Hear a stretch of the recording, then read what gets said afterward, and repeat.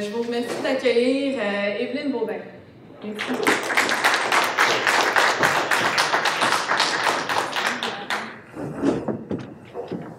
Bon, je ne sais pas si je vais vraiment utiliser le micro, là, mais pour commencer, en fait, j'ai voulu vous réveiller un peu puis vous mettre en compétition. Fait que j'ai préparé un quiz où j'espère que vous allez vous battre pour l'amour de votre patrie. Alors, s'il y en a qui ont déjà l'application Kahoot sur leur cellulaire, vous pouvez l'utiliser, mais j'imagine que la plupart du monde, vous allez vouloir vous rendre sur le site kahoot.it. Fait que soit sur votre cellulaire, ordinateur, quoi que ce soit. Si vous n'avez aucun cellulaire, trouvez quelqu'un à côté, peut-être avec qui partager. C'est une dizaine de petites questions quiz pour commencer. Fait que je vous laisse une minute pour aller vous rendre sur kahoot.it. J'ai 2 cellulaires de plus, si vous voulez. C'est vrai. Mais il y en a juste un qui a Internet.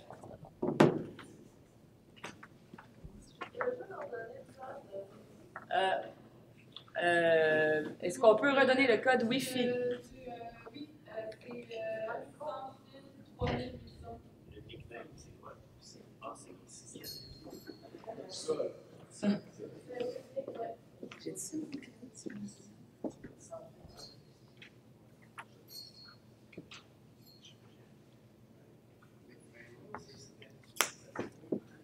Le réseau, c'est CN, trait d'union publique, et le mot de passe, c'est sans fil 3800, sans caractères spéciaux, sans majuscules.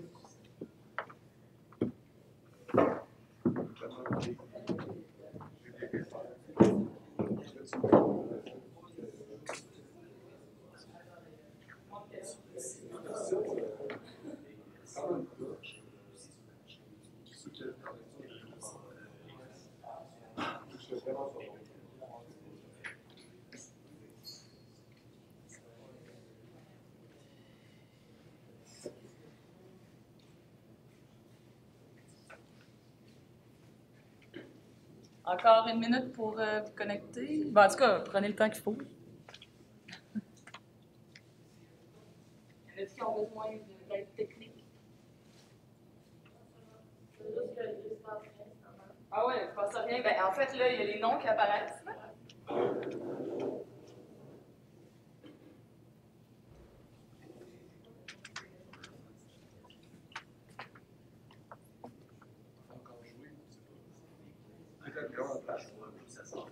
Hey, mais on est supposé entendre de la musique en ce moment, par exemple, je pense. Parce que c'est supposé être une expérience son et lumière.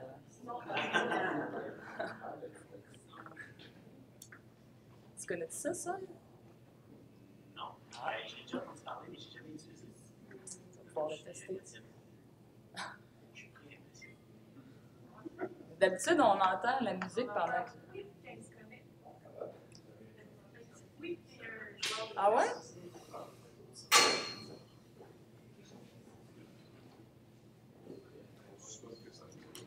Il me semble d'habitude, il y a une musique stressante pendant que le monde se connecte. Ouais. Mais je pense qu'il y a aussi une vidéo d'introduction, je pense.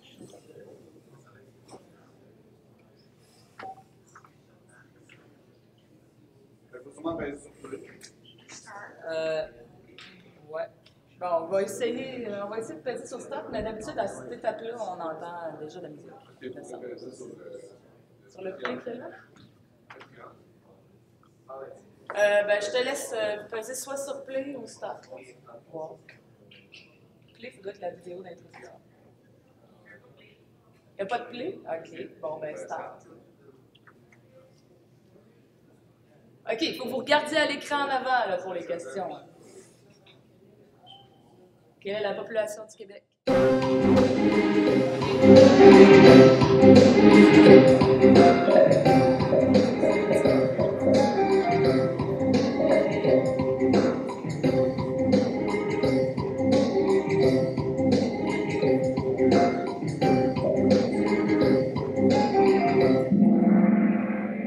Bravo, la plupart du monde l'ont eu. 8 400 000 à peu près. Bravo. Fait que c'est des petites questions comme ça, juste une dizaine. Vous allez voir, vous êtes notés en fonction d'avoir la bonne réponse et de votre vitesse aussi à entrer la bonne réponse. Fait que... OK. On peut aller à la prochaine question. Il y a 11 questions, je pense.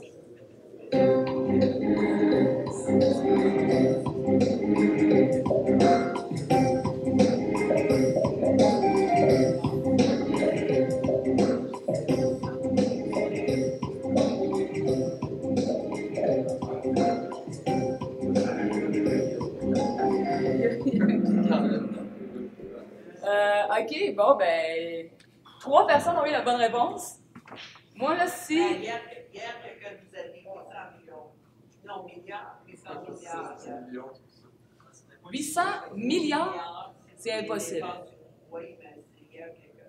Ah, ben, cette personne-là, vous me l'enverrez, là, parce que ça se peut pas.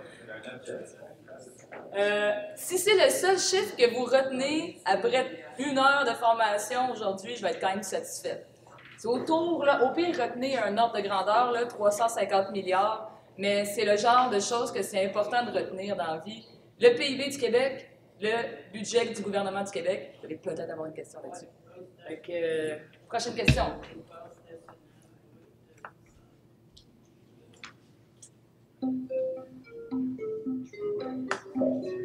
Le PIB réel du Canada.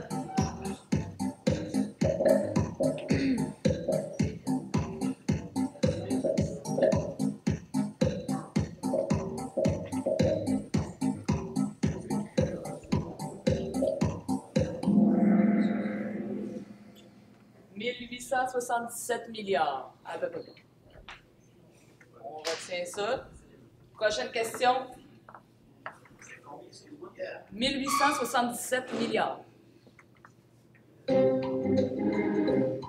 Fait on se classe comment, là, tu sais, du meilleur au moins bon, là, en termes de PIB par habitant.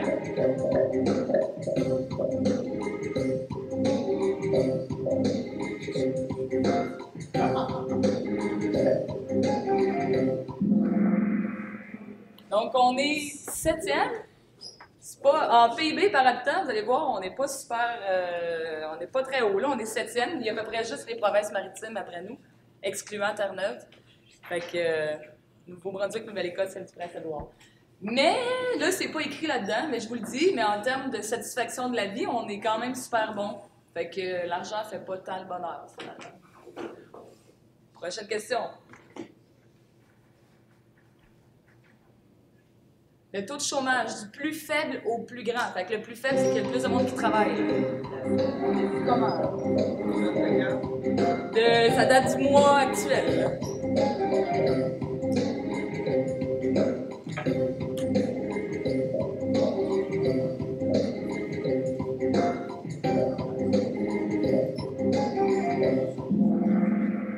Bravo! 6 personnes. On est comme vraiment dans un creux historique en termes de taux de chômage. Le problème économique actuel au Québec, c'est pas vraiment du chômage, c'est beaucoup plus une pénurie de main-d'œuvre, y compris en région. Mais on peut aller à la prochaine question. 5,4 % à peu près de taux de chômage.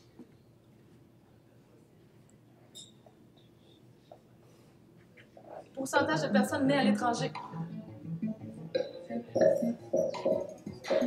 Ça, c'est des vieux chiffres, par exemple. 2010. Mais elle ne veut pas changer de temps.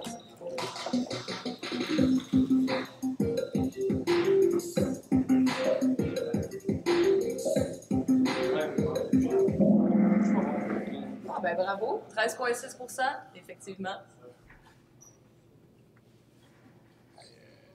On n'est pas... je ne sais pas c'est quoi notre rang par rapport à ça. Combien de personnes vivent en milieu urbain? Sous les milieux urbains. Ça continue avant? Ouais.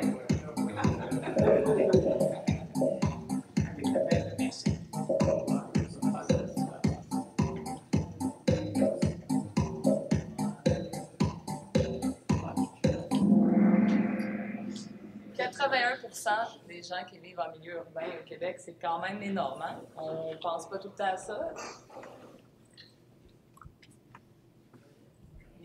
OK, prochaine question. Quel est le budget annuel du gouvernement du Québec? On espère que les fonctionnaires auront la bonne réponse.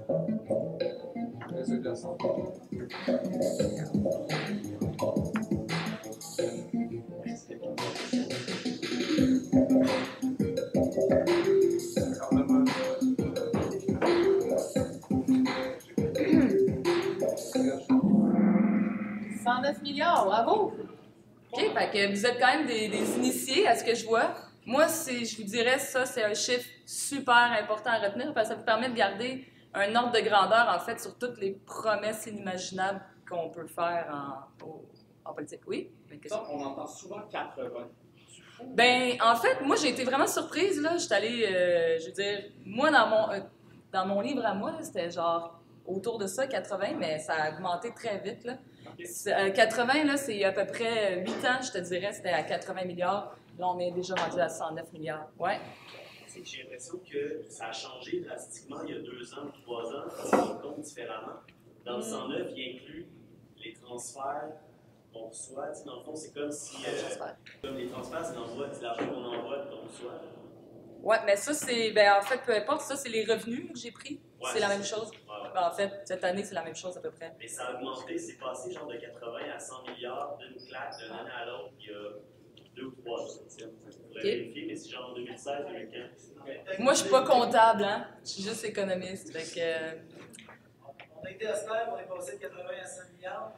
Non, mais ça, si ça a fait un bond de 29 milliards en 1 an, là, c'est probablement juste parce qu'ils ont utilisé une autre méthode comptable, fait que c'est pas rapport. Fait que 109 milliards à retenir. 109 milliards, puis PIB du Québec, 340 milliards. Bravo.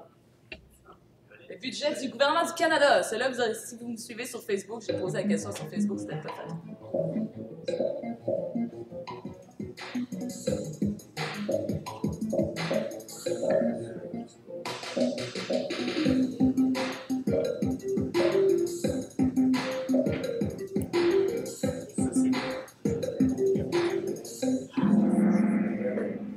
« 323 milliards.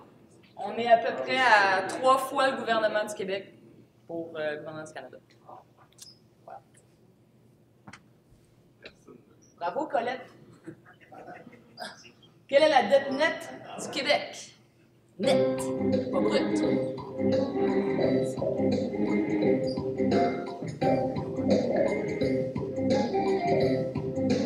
C'est l'actif fédéral?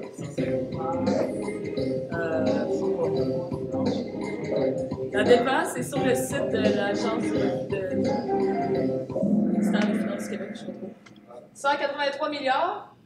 Puis là, ben, en fait, moi, j'ai pas utilisé la dette brute, là, parce que je trouve ça complètement fallacieux utiliser la. Je veux pas que vous reteniez c'est quoi la dette brute du Québec, parce que c'est pas important. Ce qui est important, c'est la dette nette. Oui? Tu expliques la différence entre une dette brute et une dette nette? Ouais. C'est comme si, mettons, je demandais à mon père, mettons, je demandais à mon père, genre, comment il est endetté, là, puis que j'évaluais le fait qu'il y a une super grosse hypothèque, fait que là, il est super gros endetté, mais que je comptais pas le fait qu'il y a une grosse maison qui vient avec la grosse hypothèque, tu sais. Fait que ça, c'est brut, quand tu regardes juste l'endettement puis pas les actifs, puis net, c'est que tu comptes les actifs. Puis au Québec, on a plein d'actifs parce qu'on a des gros barrages hydroélectriques, entre autres. Fait que ça fait quand même une bonne différence. Fait que la dette brute, là, que vous voyez sur l'IEDM, là, puis tout, là, c'est comme... C'est pas important. S'endetter, ça dépend si c'est pour les bonnes raisons. Fait que...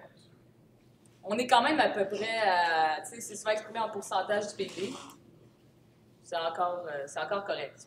C'est un problème, là. On va voir tantôt le service de la dette. Donc, on peut passer à la prochaine question.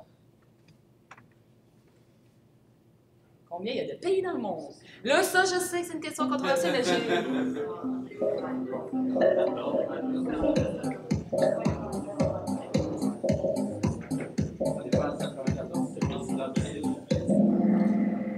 Ah, c'est bon. Vous connaissez pas mal. Hier, quand j'ai vérifié, parce que là, on ne sait jamais si c'est 193 ou 194 ou 195, il y a quand même un article qui me disait 324, j'imagine qu'il compte des affaires que... Ça dépend de la définition. Hein? Fait que selon les Nations Unies, il y en aurait 194, puis ça a l'air qu'au Canada, on reconnaît aussi le Kosovo, puis qu'on serait à 195. Mais j'ai mis la réponse Wikipédia. Fait que cette question-là, c'est l'introduction un peu à une des choses dont je vais te parler dans la présentation. Donc, bravo à Thomas Vigneault, Colette et Julien FR. Donc, on peut aller au PowerPoint. Je sais pas comment ça marche. OK.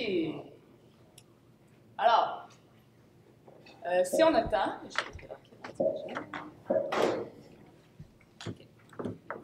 Normalement, on commencerait avec un petit portrait budgétaire du Québec et ça nous ferait glisser vers le livre Un gouvernement de trop. À main levée, qui a lu ce livre-là, Un gouvernement de trop? Bon, ben c'est bon, ça me rassure. Et après ça, je vais vous parler d'un article scientifique qui s'appelle Intégration économique et désintégration politique. Si on se range que. Ça, c'était le quiz. Ici, portrait budgétaire tiré directement du site du gouvernement du Québec. Quelques chiffres que je pense qui sont bons à retenir. Le budget de la santé, 42 milliards. Ça nous donne un ordre de grandeur. Budget de l'éducation, 24 milliards. Vous les avez. Économie et environnement, 14. Soutien aux personnes et aux familles, 10. Justice, 8, 9. Service de la dette.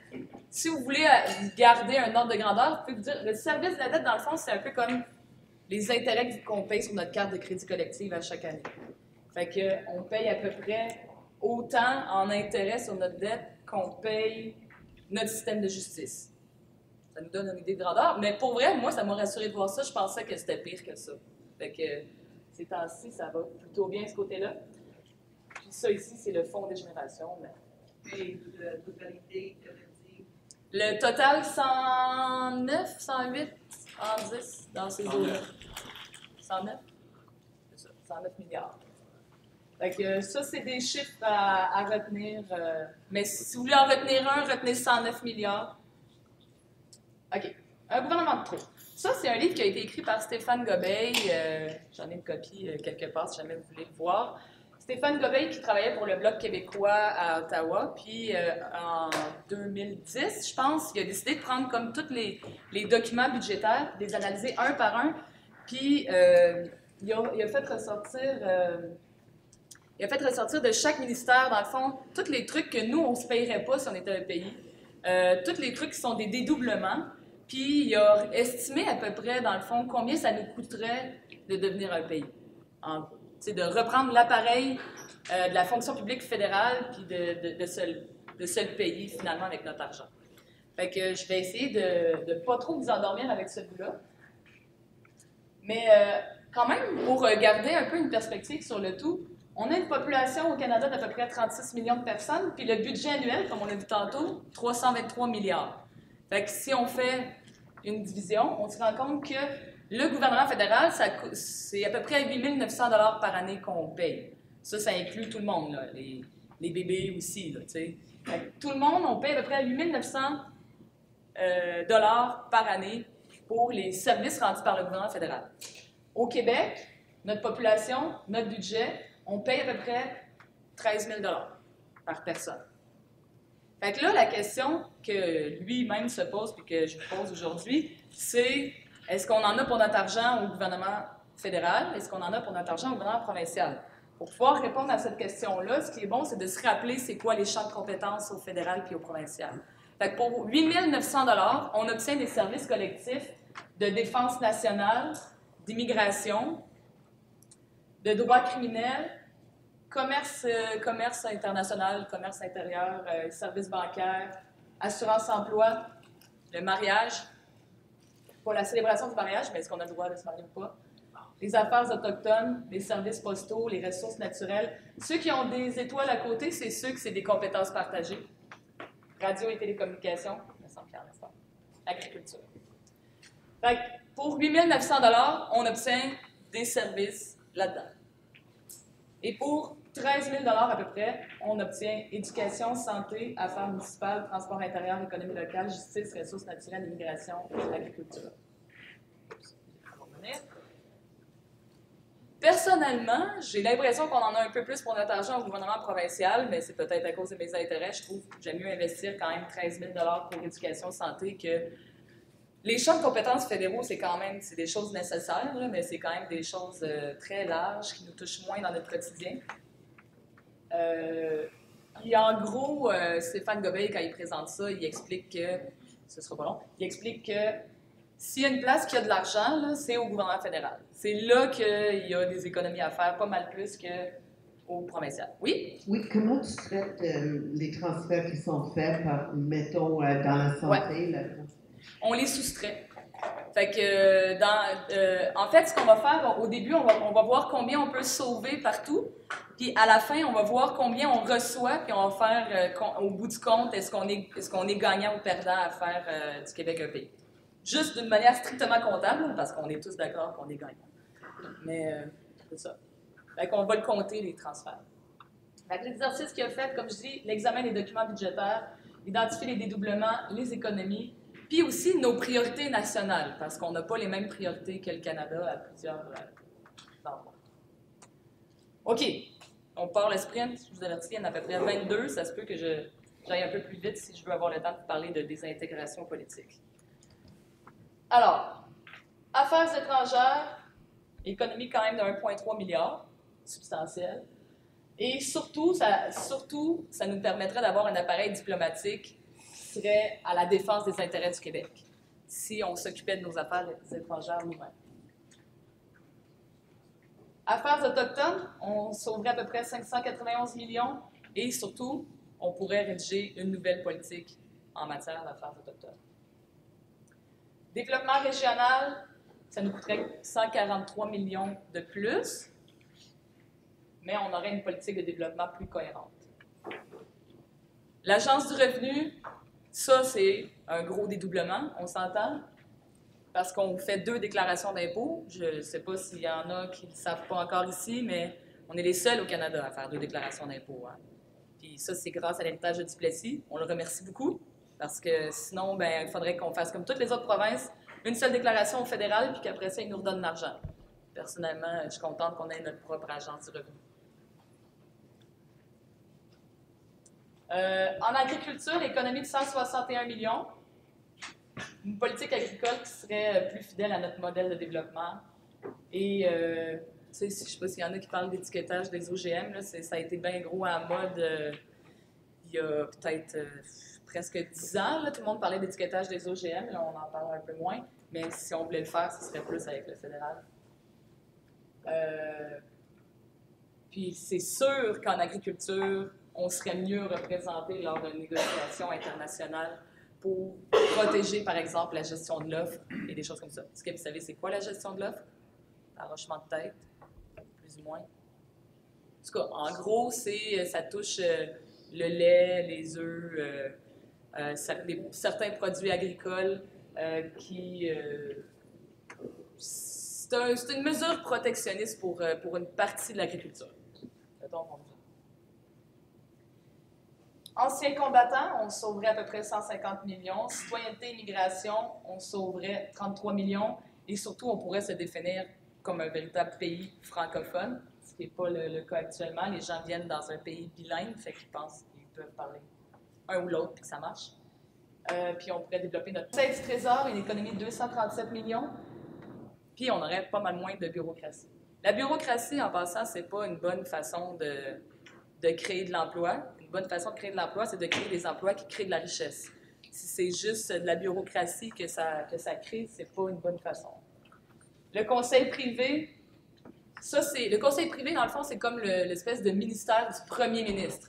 Fait que je dirais que le principal avantage à ce niveau-là, ce serait d'abolir le premier ministre canadien. Au niveau de la défense, on économiserait plus d'1 milliard parce que probablement qu'on serait un peu moins porté sur les achats militaires d'envergure comme peut l'être le Canada.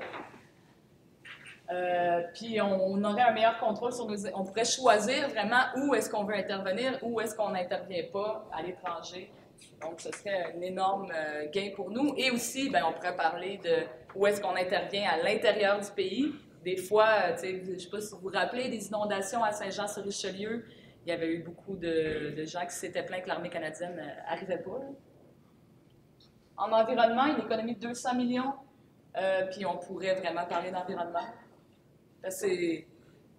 Je ne sais pas si Sol a parlé, si vous le savez. Ben, en fait, Miguel a parlé hier. Il a sûrement dû vous expliquer que le Canada est un pétro-État. Et on va venir expliquer ça davantage aussi aujourd'hui. Le ministère des Finances, juste une petite anecdote par rapport au ministère de l'Environnement. Ouais, Environnement Canada. Je sais que c'est en Alberta, mais j'ai fait un stage en Alberta. Moi, j'étais au ministère de l'Éducation. Mon ami était au ministère de l'Environnement. Puis il s'est quasiment fait dire sais, nous, en fait, notre but, c'est comme d'encourager l'industrie des gaz bitumineux. Fait qu'on essaye de réduire les normes environnementales au minimum. Fait que c'est ça. Il s'est presque fait dire ça quand il est arrivé. Ministère des Finances, on économiserait 74 millions de dollars, puis surtout, ben, on contrôlerait nos finances publiques. C'est l'évidence que ce serait aussi... On sauverait tellement d'énergie à arrêter d'aller demander à Ottawa, s'il vous plaît, pouvez-vous nous donner plus de transferts fédéraux, pouvez-vous nous donner, en fait, juste notre juste part, etc. Fait que la fin des batailles pour les transferts fédéraux. Et aussi, quand même, à ne pas négliger, une meilleure planification. Parce qu'en ce moment, le gouvernement du Québec, quand il planifie sur des années, bien, il estime combien est-ce qu'il pense que le gouvernement fédéral va y remettre. Mais mettons là, que le gouvernement fédéral décide de couper dans les transferts fédéraux pour diminuer sa dette, comme il l'a déjà fait dans le passé, bien là, toute notre planification est capote, parce que là, on a une mauvaise estimation de nos revenus. Le gouverneur général, ça, c'est facile. On économise 4 millions, mais le plus fun, c'est que c'est la fin de la monarchie. Industrie Canada, économie de 224 millions. Puis là, on pourrait vraiment, dans le fond, orienter notre budget vers nos industries à nous, plutôt que les industries canadiennes. Puis aussi au niveau des données, j'ai travaillé 2 longs mois chez Statistique Canada. Puis je peux vous dire que, puis aussi quand on fait de la recherche, là, moi mon mémoire était sur les provinces canadiennes. C'est extrêmement difficile d'obtenir des données. Il y a plein de données qui existent qui ne sont que pour les pays. Moi, j'avais par exemple un indice sur la corruption. Je voulais avoir un indice sur la corruption pour les provinces canadiennes, parce que j'avais entendu parler, je ne sais pas si vous l'aviez déjà entendu parler, de McLean's qui disait que le Québec était la province la plus corrompue. Puis là, moi, dans ma grande naïveté, je me disais comme « Ah, ils ont un indice de corruption, tu sais! » Mais non, c'était juste purement basé sur rien, cet article-là, c'était incroyable. Bref, ça n'existe pas des indices de corruption, tu sais, par exemple, au niveau des provinces, parce qu'on n'est pas un pays. Fait qu'on aurait plein de données qui seraient produites sur nous si on était un pays. Fait que mon petit côté scientifique serait satisfait. Justice, économie de 87 millions. Peut-être que, en tout cas, en général, au Québec, on est un peu moins porté vers les services correctionnels, un peu plus vers la réhabilitation. Donc, ce serait aussi un avantage à ce niveau-là.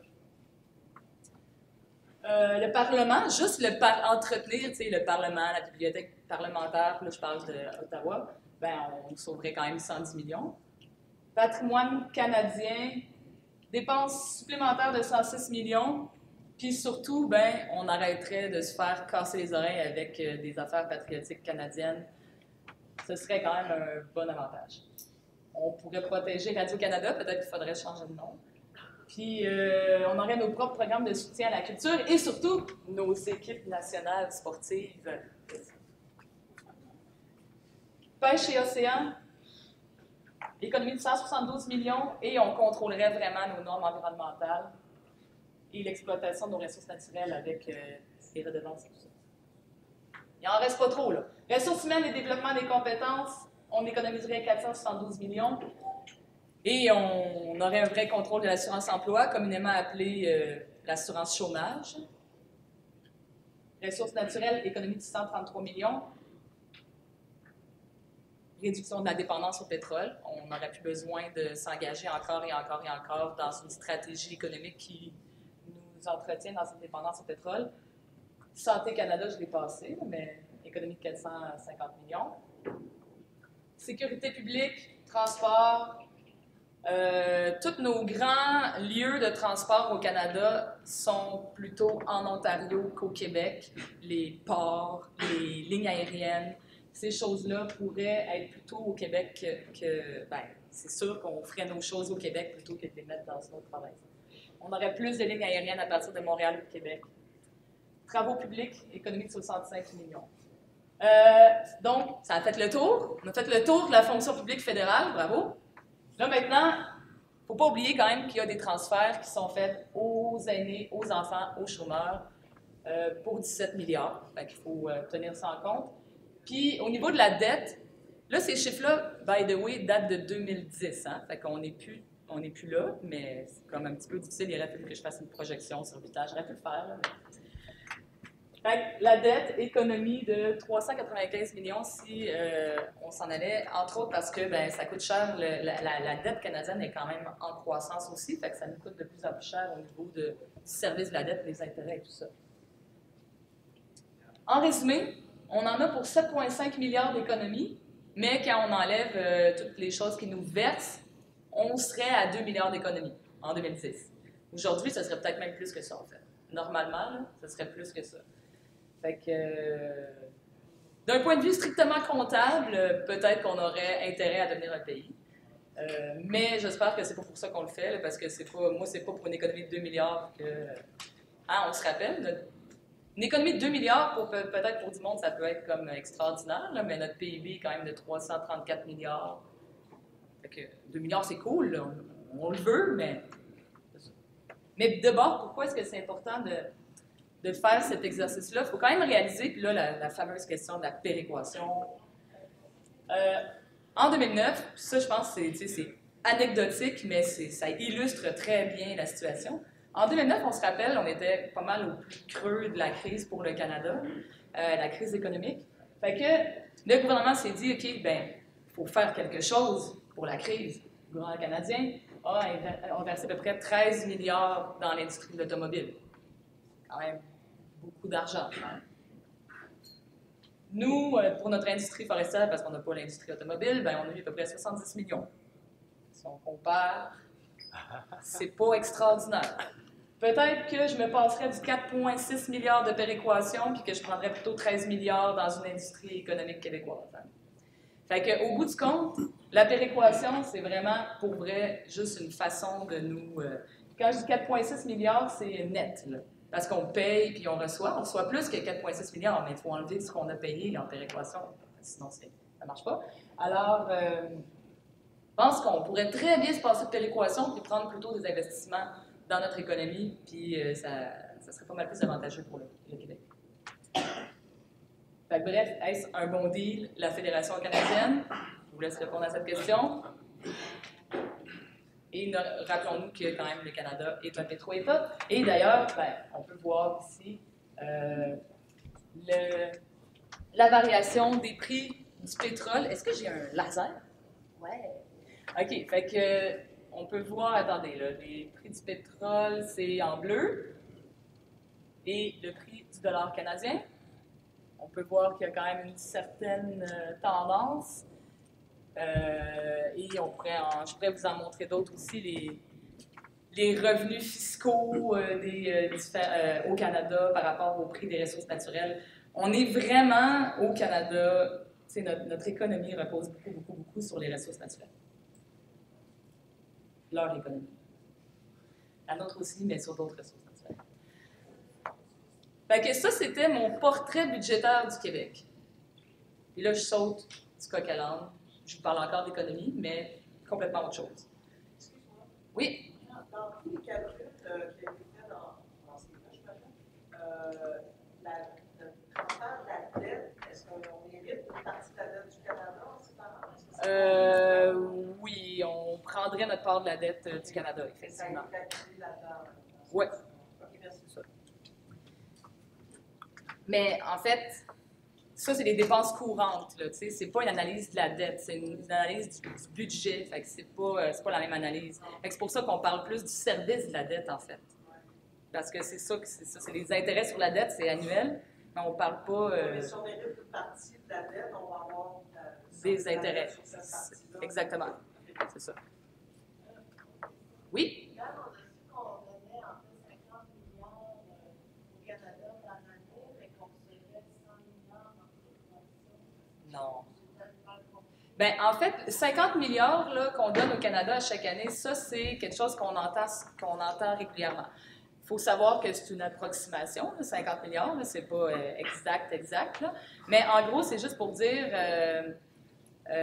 mettons, comment dire, la capacité fiscale du Québec, de la population du Québec, on paye des impôts au gouvernement québécois, puis on paye des impôts au gouvernement canadien. Fait que ça, c'est nous, là. Mais tu sais, quand on dit 50 milliards, il ne faut pas se mélanger, là. C'est pas le gouvernement du Québec qui fait un chèque de 50 milliards au gouvernement du Canada. C'est la population du Québec qui, par ses déclarations d'impôts, donne 110 milliards au gouvernement. C'est pas juste des déclarations d'impôts, mais peu importe. C'est à peu près 110 milliards qu'on donne au gouvernement du Québec, puis une partie, tu sais, là, on disait tout le temps 50 milliards, mais pour vrai, il faudrait que je revoie le chiffre exact qu'on donne au gouvernement du Canada. Je sais pas, ce serait combien? Ce serait plus que ça, je pense. Je pourrais vous revenir avec une réponse éventuellement, si vous voulez. Fait que je passe à ce bout-là, je vais essayer de ne pas prendre trop de temps, puis après ça, il va nous rester du temps pour d'autres questions. Fait que j'ai voulu vous résumer un article scientifique que je trouvais très intéressant, que j'ai étudié quand j'étais à la maîtrise, qui s'appelle Economic Integration and Political Disintegration, qui est quand même un article qui a paru dans l'American Economic Review, qui est une revue scientifique renommée. Et si vous voulez connaître les auteurs, Alessina Spolaore et Waxial, je suis sûre que ça se dit pas de même, mais c'est eux. Fait que des noms à retenir pour Viviane, pour les inviter l'année prochaine, peut-être. Je pense qu'ils viennent de... Ah, je ne sais plus c'est quoi l'université, mais ils doivent coûter un peu plus cher que de descendre de Sherbrooke. Fait que, nombre de pays dans le monde. Eux ont constaté quelque chose que vous avez sûrement déjà constaté et que Jean-Martin Hossan aussi a souvent mentionné. Il y avait 74 pays dans le monde en 1946, puis il y en a 194, mettons qu'on s'entend sur ce chiffre-là, en 2018. Quand même, le nombre a plus que doublé en 72 ans. Ces économistes-là se sont demandé qu'est-ce qui expliquait ça. Et ils ont fait l'hypothèse que peut-être qu'on pouvait trouver une explication dans l'ouverture aux échanges économiques. Tous les traités de libre-échange, l'abolition des tarifs douaniers, etc., etc. Donc, ils ont analysé l'ouverture aux échanges économiques et la taille des pays dans le monde, la taille des pays et le nombre de pays. Ça va ensemble, hein, parce qu'on est sur une Terre, une seule planète, fait que plus les pays sont gros, moins il y a de pays, plus les pays sont petits, plus il y en a. Fait que là, on regarde la relation entre les deux.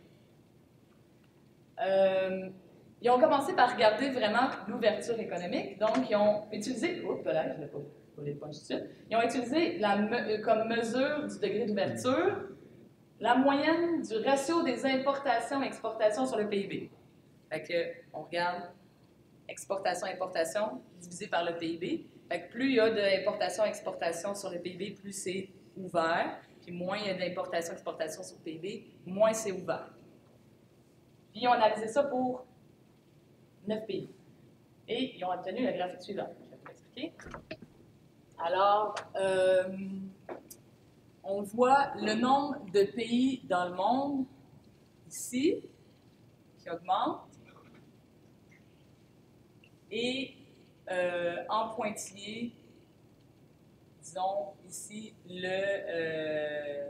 l'augmentation de l'ouverture économique.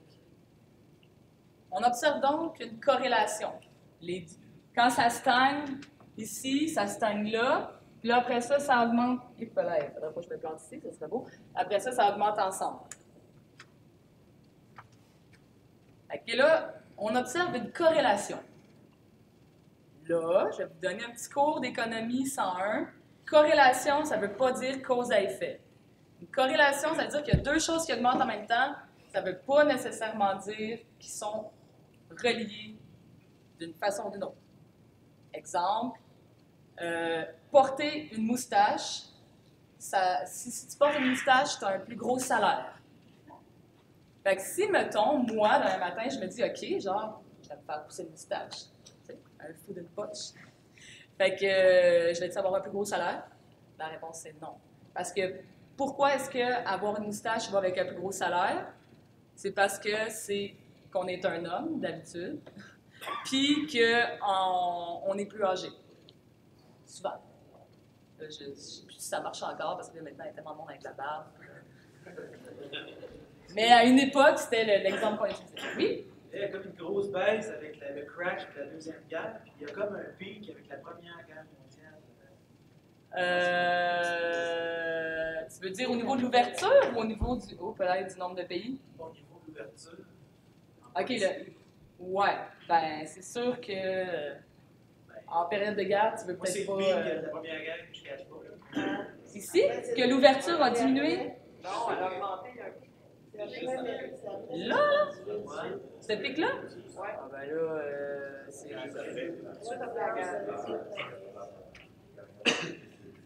Comme le pays la deuxième. Il y en a un pic à la deuxième.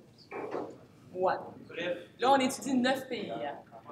Fait que, tu sais, c'est sûr qu'on pourrait commencer à questionner chacune des années de cette courbe-là, mais c'est vraiment plus des tendances générales que je veux vous montrer aujourd'hui. Ce sont 9 pays de l'envergure d'un corps ou 9 pays de Regarde, on les a ici. France, UK, Danemark, Italie, Norvège, Portugal, Australie, Brésil et Sweden est à Suède. Ouais. Non, on parle des pays développés, ben, malgré que le Brésil est inclus, mais c'est pas l'idéal. Là, c'est sûr que c'est une corrélation, là. Il y a des grosses lumières, attention, attention, ceci n'est qu'une corrélation. On va attendre, on va se calmer un peu, puis on va aller voir si c'est vraiment une relation de cause à effet. Mais avant, on va observer une autre corrélation. Fait que là, ici, on observe une mesure de fermeture économique. Fait qu'on regarde la moyenne des tarifs douaniers dans le monde. Fait que là, ici, on peut voir la moyenne des tarifs douaniers avec la ligne noire. Puis, on peut remarquer ici que c'est une relation inverse. Plus les tarifs sont élevés, ben, c'est une relation de corrélation. Plus les tarifs sont élevés, moins il y a de pays. Puis là, ici, quand les tarifs sont très faibles, il y a plus de pays. On observe quelque chose. Ça commence tout le temps comme ça en économie. On observe quelque chose, et après ça, on va creuser plus pour savoir si c'est-tu juste du vide ou bien si c'est basé sur quelque chose. Fait que là, ici, on dit qu'il faut faire attention, c'est juste une corrélation. Qu'est-ce qu'ils ont fait, eux, les Alessina, Spolaore, etc.? Ils sont allés prendre des données sur plein de pays, pas juste les 9 pays qu'on voyait, depuis la fin de la Deuxième Guerre mondiale. Fait que c'est plutôt une explication effectivement relativement récente, jusqu'aux années 90. Puis le résultat, là je vous passe tout, il y a un bout là, tout vraiment économétrique, avec des modèles économiques, puis là toutes les explications de la taille d'un pays. Puis là ils regardent, est-ce que c'est une variable significative, l'ouverture économique, et ils obtiennent que oui, que l'intégration économique amène à la désintégration politique. Plus il y a d'ouverture, plus les pays se fractionnent en petits pays. Et c'est ça, plus le monde est ouvert aux échanges internationaux, plus les pays sont petits et nombreux. Donc là, on a comme la démonstration empirique. Maintenant, théoriquement, sur quoi est-ce que ça repose? Ça repose sur le fait que plus il y a de barrières à l'échange, plus tu vas être obligé de faire ton économie à l'intérieur. Donc, tu vas vouloir avoir le plus gros pays possible pour pouvoir avoir le plus gros marché possible, parce que tu ne peux pas aller à l'extérieur de tes frontières. Fait que, quand il y a beaucoup de barrières à l'échange, les frontières du pays vont déterminer la taille du marché. On va vouloir avoir des gros pays. S'il n'y a pas de barrières à l'échange, bien là, on a accès au marché mondial. On n'a plus besoin de frontières politiques qui vont déterminer la taille de notre marché. La taille du marché, c'est le marché mondial. Fait que plus le degré, en résumé, le degré d'ouverture aux échanges et la taille des pays serait interdépendant. Oui? Comment est-ce qu'on réconcilie ça avec le fait que dans notre plateforme, là, on veut abolir les... Ah, moi je ne m'engage pas sur ce que vous faites avec ça dans votre plateforme. La vérité, en tout cas, la vérité, la science semble indiquer que plus il y a d'ouverture économique, plus il y a... Mais je vais vous expliquer, le prochain point, je trouve, qui est vraiment plus intéressant. Les coûts d'hétérogénéité. Ça, ce que ça veut dire, c'est que politiquement, c'est plus facile d'avoir un pays de la population la plus homogène possible. C'est plus facile à gérer. Puis plus ton pays est gros, plus il y a plein de populations différentes, puis là, tu commences à avoir des problèmes puis des difficultés. Fait que c'est pour ça que, quand on a accès au marché mondial, bien là, on va plutôt essayer d'aller vers construire des pays autour de populations homogènes. Fait que... il y a des désagréments dus au fait de regrouper dans une même juridiction des nations aux valeurs différentes. Exemple, les Canadiens, les Québécois, les nations autochtones dans un même pays. Exemple, les Britanniques, les Irlandais, les Israéliens, les Arabes, je voudrais dire les Palestiniens, les Turcs et les Grecs, les Tutsis et les Hutus. On peut continuer comme ça longtemps. Fait que, il y a des coûts d'hétérogénéité d'avoir des peuples différents dans un même truc politique. Plus difficile de gouverner de la même façon des populations hétérogènes qu'homogènes. L'Europe, c'est un bon exemple. Oui? Ces coûts-là sont essentiellement politiques ou carrément des contre-coups économiques? Là, on parle de coûts politiques. On parle de coûts politiques, vraiment. L'exemple de l'Europe est intéressant. Oui?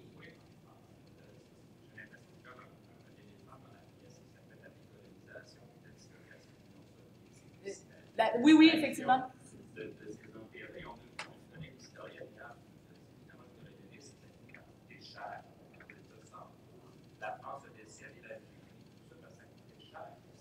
Ouais. C'est ça. Oui, c'est une tendance lourde, effectivement. Puis, vous avez remarqué qu'ils arrêtent au début des années 90 aussi avec leurs données. Fait qu'il manque une espèce de gros boom de création de pays des années 90 avec la fin de l'URSS. Fait qu'effectivement, c'est clairement pas un modèle parfait, mais les données qu'on a sur plusieurs pays démontrent que la relation existe pour vrai. On parle de l'économie capitaliste aussi. C'est sûr. On est dans du capitalisme. Ben, tu sais, je veux dire. On parle. Je dirais pas de capitalisme, mais on parle de libéralisme, par exemple. Parce que ce qui arrive, c'est que tantôt tu parlais d'avoir besoin d'avoir accès au marché international pour pouvoir subvenir à ton économie quelque part, pas nécessairement à tes besoins. On n'est pas dans les mêmes. Ben, moi, je mets les deux ensemble. Mais. Moi, je mets les deux ensemble. L'économie, tu sais, t'as un plus grand marché quand t'as accès au marché mondial. Mais je vais juste finir, c'est comme, il me reste comme 2 diapos, puis après ça, on se lancera, là, puis on se déchirera les chemises, ça me fait plaisir. Fait que, l'Europe est un bon exemple. Eux, ils ont comme réussi, pseudo, je sais pas si on peut vraiment parler d'une réussite, mais à concilier les deux.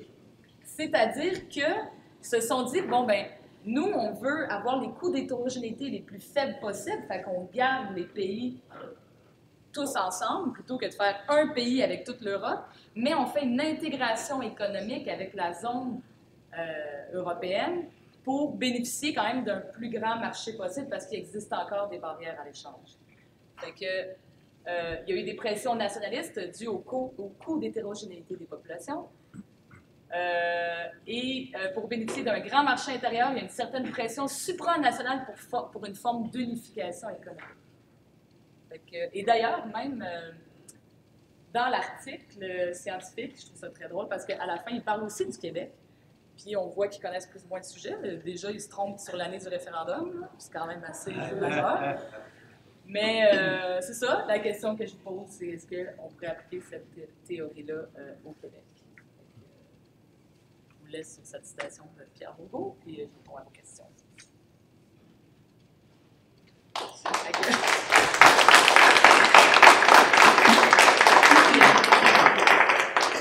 Il y avait une question, là, mademoiselle, madame.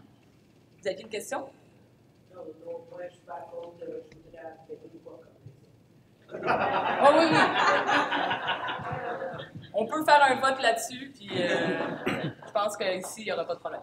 Oui, monsieur Zanetti. Dans le fond, c'est comme libre comme les autres pour pouvoir être pas comme les autres. C'est ce que je comprends. J'en reviendrai sur l'intervention. Est-ce que comment, dans le fond, on peut utiliser cet argument-là dans une perspective donc critique du capitalisme? Je pense que c'est un peu l'affaire qu'on voulait soulever. La façon dont je comprends, moi, le problème de l'économie solidaire par rapport aux échanges internationaux, c'est pas l'idée qu'il faut comme fermer les frontières à tout, c'est qu'il faut une autre forme d'échange d'ouverture économique. L'idée de faire des échanges entre les pays, c'est pas, par exemple, une chose qui est mauvaise. Ça amène une spécialisation, ça amène de sauver des coûts. Il y a des problèmes par rapport à le transport et les gaz à effet de serre. De façon générale, quand on a des façons plus productives de produire, c'est une bonne chose tout le temps. Le problème dans le système actuel, c'est que qui en bénéficie? Ceux qui possèdent les moyens de production, une élite, donc ça enrichit une élite et ça appauvrit le reste du monde. Et ça, c'est le problème. Mais si on est capable de jouer là-dessus, la solution est c'est quand même intéressant, l'ouverture des marchés, puis quand c'est fait de façon démocratique, à l'avantage des peuples et tout ça. C'est possible en théorie. C'est pas ça qui se passe, mais c'est possible. Un autre monde est possible.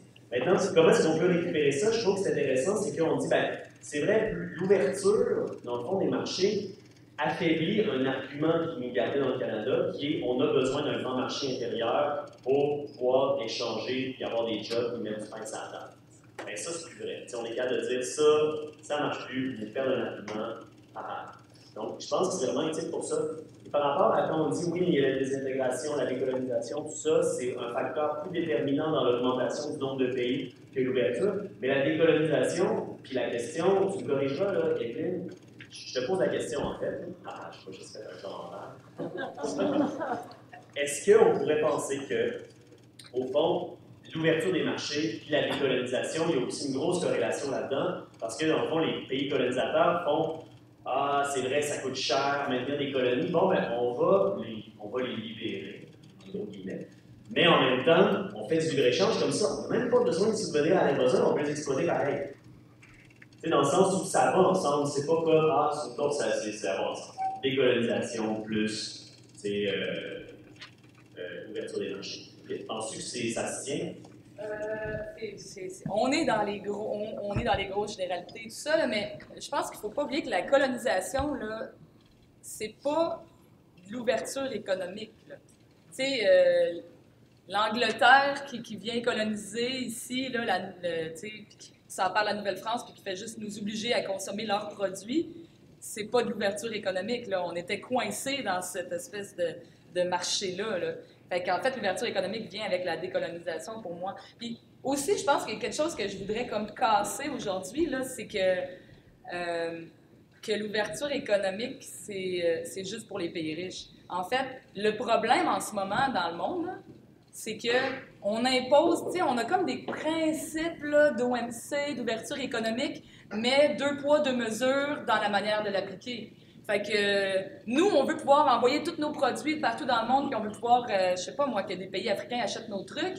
Mais par contre, si les trucs de pays africains, ils viennent ici, ben là, on n'est pas content, tu sais. Fait que, tu sais, il faut comprendre là, que dans la manière que notre système économique mondial fonctionne, ça désavantage beaucoup les pays en développement auxquels on n'ouvre pas nos marchés, mais sur lesquels on veut envoyer nos produits quand même.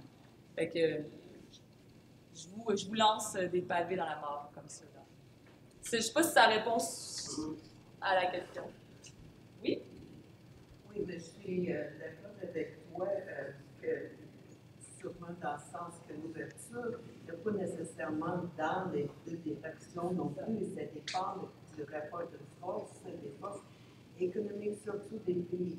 C'est qu'on vient de voir dernièrement que l'importance d'une certaine fermeture dans le commerce, dans plusieurs industries, pour le Canada, voudrait dire beaucoup de choses. Pour les États-Unis, ça voudrait dire comme moins de 12% de l'économie, toute la province entière. Pour le Québec, il serait un marché un peu plus restreint. C'est d'autant plus une question. Pour un pays comme les Philippines et d'autres qui viennent dire qu'ils n'ont pas le choix que de manger des céréales qui viennent de l'extérieur au prix mondial, tandis que ce qu'ils vendent, là, ils sont tout le temps, ce ne sont pas des choix. Mais je dirais pas tellement dans ça pour l'article que je vais le lire, parce que je trouve que tout est dans la définition de ce qui est hétérogène, que j'aimerais le voir. Comme tout modèle économique, on sait que tout est dans les présomptions dans l'article. Mais la question de qu'est-ce qui est hétérogène, en fait, il n'y a pas de définition de qu'est-ce qui est hétérogène dans l'article. Parce qu'on fait juste dire qu'on assume qu'il y a l'hétérogénéité, c'est ce qui explique qu'il y a un petit nombre de pays. Une fois qu'on enlève l'histoire des barrières économiques, qu'est-ce qui explique que le nombre de pays augmente? Bien, c'est nécessairement qu'il y a des coûts d'hétérogénéité. On pourrait imaginer un gouvernement mondial qui gère tous les pays dans le monde, Mais il y Dans aurait un énorme coût, ce serait le plus gros coût d'hétérogénéité. Les exemples, on voit pas beaucoup de, comme les Grecs avec les Turcs sont offensifs. En tout cas, c'est les Anglais, les Irlandais. OK. OK, mais en tout cas, c'est juste que j'ai misère à aller avec cette article parce que je trouve que ce qui semble être dans une présomption est peut être malheureux. Mais une question sur un argumentaire comme ça, basé sur l'économie, en tout cas qui a intérêt, dans le budget de l'économie, dans l'analyse au début de ce que tu as parlé, je trouvais ça intéressant, mais une affaire qui me semble, moi, je travaillais plus dans la macroéconomie internationale, mais des pays du monde, avec le développement, les Nations Unies et tout ça. Et ce que je vois intéressant souvent, c'est qu'on analyse l'impact des dépenses d'un budget, l'impact social, l'impact genré, l'impact sur les membres de notre nation, les peuples autochtones. Et je pense que pour nous, là, ça serait bien d'augmenter notre analyse du budget. Je sais qu'on faisait à un moment donné un groupe basé dans Winnipeg qui faisait une analyse post-budgétaire pour le Canada, plus ou moins. Mais ce qui serait important, il me semble, pour des études économiques pour le Québec, serait de regarder les impacts des dépenses et des revenus sur les personnes, groupes, et régions et tout ça qu'on voudrait, sur lesquels on voudrait avoir un impact important ou promouvoir ou aider, comme, par comparaison avec l'impact qu'on voit aujourd'hui. Et ça nous donnerait aussi, il me semble, des arguments pour une indépendance sur notre budget, mais le budget populaire. Ben, moi, je suis vraiment d'accord avec ça. D'ailleurs, moi, je suis partie du fait que le PIB, je trouvais que c'était pas une mesure de bonheur. Okay? Ça a été le point de départ, mettons, de mon mémoire de maîtrise. Puis, si c'est un sujet qui vous intéresse, parce que là, à un moment donné, à force de vouloir, je sais plus c'est qui disait ça, c'est pas moi qui l'invente, à force de vouloir mesurer des choses importantes, on finit par croire que les choses importantes sont toutes mesurées. Mais c'est pas vrai, tu sais, les choses les plus importantes de la vie sont non mesurables. L'amour, la beauté d'un paysage, etc., etc. Donc, si ça vous intéresse, moi, je vous invite à aller regarder au chantier de l'économie sociale. Et vous allez voir qu'il y a beaucoup de travail qui se fait sur les mesures d'impact sociaux. Donc, plutôt que de parler tout le temps juste en nombre de création d'emplois, en richesse et production augmentée, PIB augmenté, tout ça, eux, ils travaillent sur comment est-ce qu'on pourrait mesurer les impacts sociaux autrement que juste par les trucs traditionnels, puis que là, on oublie tout le reste qui est aussi important. D'accord, juste une dernière chose, on sait très bien quand même que des dépenses de l'éducation du gouvernement fédéral pour les Blancs, les personnes blanches et pour les Autochtones, de garder ça pendant 200 ans, à le tiers et moins, de supprimer a vraiment pas eu l'impact. Et j'oserais dire, encore peut-être plus évident à cause de la grosseur des chiffres, là, mais l'investissement dans les universités anglophones versus les universités francophones, pour le gouvernement fédéral, là, il y a vraiment une disparité incroyable. Là, fait que, à ce niveau-là aussi.